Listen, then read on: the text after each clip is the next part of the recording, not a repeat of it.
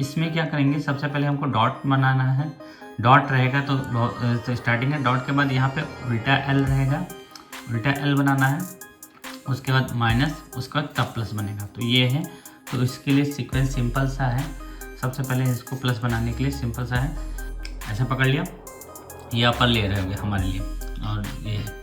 तो फ्रंट जो है ये हमारे सामने फ्रंट को क्लॉकवाइज, घड़ी ऐसे भी घूमती है ना, राइट को अप साइड, अपर लेयर को लेफ्ट साइड, राइट को डाउन साइड, और अपर लेयर को राइट साइड, और फ्रंट लेयर को क्लॉकवाइज। तो हम क्या देख रहे हैं कि एक ये बन गया है, लेकिन अब हमको इस केस में क्या करना है कि इस केस में एल बना है, लेकिन हमको एल इस तरह बनाना है, उल्टा एल बनाना है। इससे में तो एल सीधा हो जाएगा, तो ऐसा नहीं रहेगा, हमको उल्टा एल बनाना है, सेंटर हो जाए। फिर इस तरह पीस पकड़ेंगे, तो फिर फिर से वही फॉर्मूला, फ्रंट को क्लॉकवाइज, राइट को अप साइड, अपर लेयर को लेफ्ट साइड, राइट लेयर को डाउन साइड, अपर लेयर को राइट साइड, और फ्रंट लेयर को उसके बाद एंटी क्लॉकवाइज। तो हम देख रहे हैं कि ये हमारा माइनस बन के तैयार हो गया, ठीक है।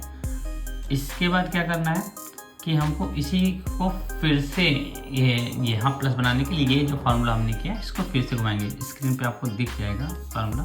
तो फिर से उसको फ्रंट को क्लॉकवाइज, राइट को अप साइड, अप को लेफ्ट साइड, और राइट को डाउन साइड, अप को राइट साइड, और फ्रंट को एंटी क्लॉकवाइज। तो हम देख रहे हैं कि ये हमारा प्लस बन के तैयार हो गया ऊपर। तो हमारा ये अरेंज हो गया, बट क्या देख रहे हैं हम यहाँ की एच पी सेंटर पीस से मैच नहीं है। यदि इसको मैच करते हैं तो ये दोनों तो मैच हो गए, लेकिन ये और ये नहीं मैच है। तो आपके पास पहला ये हो सकता है कि पहला तो कोई भी मैच ना हो, तो उस केस में भी एक ही फार्मूला है। दूसरा है कि आपका ये और ये दोनों मैच हो जाए, ये दोनों मैच नहीं है, तो उसके लिए भी वही फार्मूला है।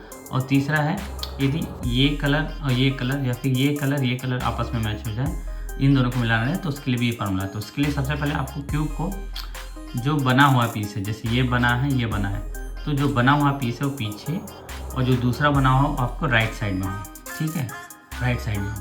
तो अब क्या करना है, यदि हमको एज मिलाने के लिए, तो एज मिलाने के लिए सिंपल सा फार्मूला ये रहेगा। तो राइट को क्या करेंगे, अप साइड करेंगे, और अप लेयर को लेफ्ट साइड ले जाएंगे, राइट को फिर डाउन साइड करेंगे, अप लेयर को फिर दोबारा लेफ्ट साइड ले जाएंगे, राइट को अप साइड करेंगे, अप लेयर को आप दो टाइम्स लेफ्ट ले जाएंगे, उसके बाद राइट को डाउन साइड करेंगे, उसके बाद इसको इस पीस के इस कलर से मिला देंगे। तो हम देखते हैं ये मिल गया, ये मिल गया, ये मिल गया, ये मतलब एज हमारे मिल गए हैं और प्लस बन गया है। तो ये 4 पीस सॉल्व हो गए। अब बचे हैं हमारे ये जो अपने कॉर्नर के पीस है। कॉर्नर के पीस में हम देखेंगे कोई ऐसा है कि सही जगह पर है, लेकिन सही स्थिति में नहीं होता है, और कोई सही स्थिति में सही जगह में। जैसे कि यहाँ पे ये कलर कौन सा है, इसको पहचान ये है कि इन तीनों में से कलर होना चाहिए। जैसे पीला, तो इसमें पीला है, हरा तो इस तीनों में नहीं है, तो मतलब ये गलत पीस पे है। इसमें देखिए पीला तो है, नीला है, और ऑरेंज, मतलब ये सही जगह पे है लेकिन सही स्थिति में नहीं है। तीसरा है ये भी है क्योंकि यहाँ पे नीला तो इन तीनों में से कोई कलर है नहीं इन कॉर्नर में, तो ये भी गलत पीस पे है। और उसके बाद ये देखो लाल पीला। तो कुल मिला करके हम इस केस में देखते हैं, या तो चारों अलग रहेंगे तो भी एक ही फार्मूला लगेगा, और यदि एक बन गया तो उस हिसाब से। तो हम देख रहे हैं कि यहाँ पे ये जो बना हुआ है, मान लीजिए ये तीनों का पीस बना हुआ है लेकिन गलत जगह पे है, मतलब सही जगह पे है लेकिन गलत स्थिति में। तो इसके लिए हम जो बना रहेगा उसको हमेशा राइट साइड में लेंगे। तो राइट साइड में लेने के बाद अब हम फार्मूला फिर से दोहराएंगे क्यों, इसको कॉर्नर को मिलाने के लिए। तो सबसे पहले लेफ्ट को अप साइड, अप लेयर को लेफ्ट साइड, राइट लेयर को अप साइड, अप लेयर को राइट साइड, राइट को डाउन साइड, अप लेयर को लेफ्ट साइड, राइट लेयर को डाउन साइड। तो हम देख रहे हैं कि ये तो, और इसके बाद इसको इधर कर दिए। तो हम देख रहे हैं ये कलर बन गया, ये तीनों कलर अभी नहीं बना, बाकी ये बन गया। तो फिर से वही फार्मूला, लेफ्ट को अप साइड, अप लेयर को लेफ्ट साइड राइट को अप साइड, अप लेयर को राइट साइड, लेफ्ट लेयर को डाउन साइड, अप लेयर को लेफ्ट साइड और राइट लेयर को डाउन साइड। उसके बाद फिर इसको उसकी पुरानी जगह पे भेज देंगे।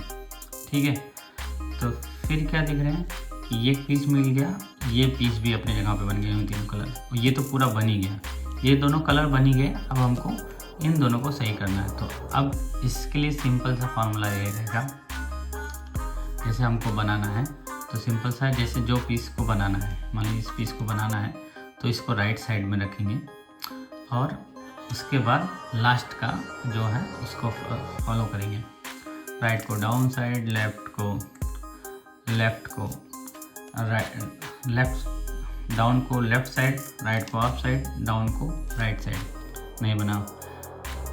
राइट को डाउन साइड, डाउन को लेफ्ट साइड, राइट को अप साइड, डाउन को राइट साइड। तो हम देख रहे हैं कि ये बन गया। जैसे ये बन जाता है तो उसको मूवमेंट इसको चेंज कर देना, उसको मतलब कि जिसको बनाना उसको लाना। फिर सिंपल सा हो, राइट को डाउन साइड, डाउन को लेफ्ट साइड, राइट को अप साइड, डाउन को राइट साइड। नहीं बना। राइट को डाउन साइड, डाउन को लेफ्ट साइड, राइट को अप साइड और डाउन को राइट साइड। नहीं बना।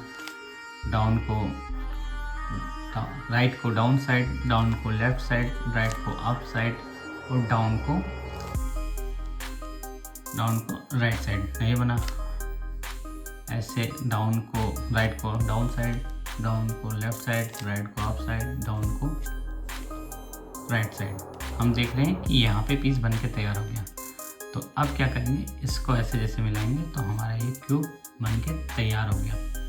ठीक है, तो मैं आपको बता रहा हूँ कि इसको जैसे मैंने राइट डाउन ये सारा चीज़ आपको बोला तो इसमें थोड़ा सा आपको दिक्कत होगा। तो इसको एक काम कीजिए, मैं जो नोट्स बनाऊँगा तो जो आप स्क्रीनशॉट है उसको स्क्रीनशॉट करके लिख लीजिए।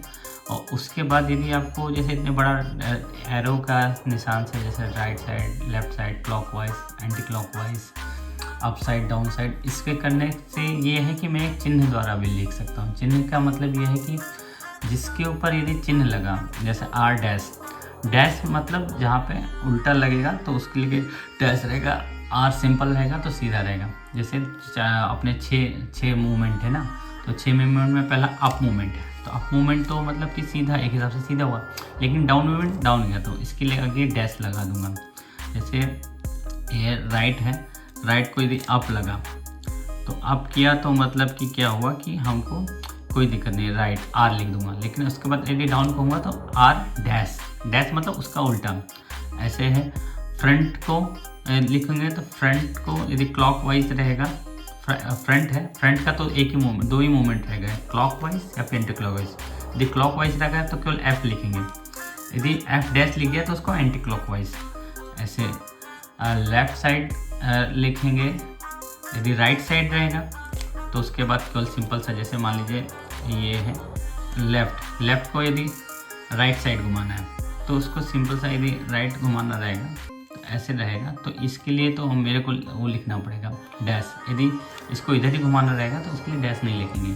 तो ये सब फार्मूला या तो आप एरो वाइज भी लिख करके सही कर सकते हैं, या तो आपको जैसा सीधा लगे डैश वाइज भी करके सही सकते हैं। डैश के केस में ये रहेगा कि आपको थोड़ा सा स्पेस कम कीजिएगा। एरो का ये है कि एरो यदि आप किसी वर्ड में या फिर कहीं सेव करने जाते हैं तो एरो आपको उतना मैनुअली करना पड़ता है। डैश के केस में आप सिंपल सा यदि कीबोर्ड में करेंगे तो डैश आराम से लिख जाता है।